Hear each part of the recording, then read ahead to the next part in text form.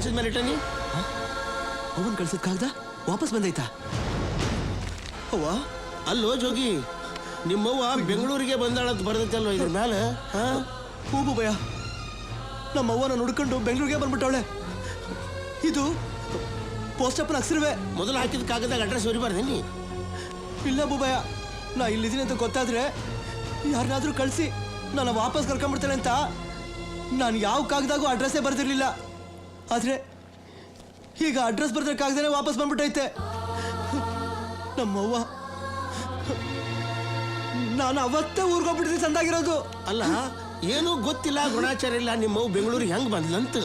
ಬುಬಯ್ಯ, ಹುಟ್ಟಾಗಿಂದ ನಮ್ಮವ್ವ ಪಕ್ಕದಳ್ಳಿಗೂ ಕಾಲಿಟ್ಟವಳಲ್ಲ. ಆದ್ರೆ ಈ ಊರ್ನ ನಮ್ಮೂರ್ ತರ್ವೆ ಅನ್ಕೊಂಡ್ ಬಂದ್ಬಿಟ್ಟವಳೆ. ಅಡ್ರೆಸ್ಸು ಗಿಡ್ರೆಸ್ಸು ಇಲ್ದೆ ನನ್ನ ಎಲ್ಲಂತ ಹುಡ್ಕ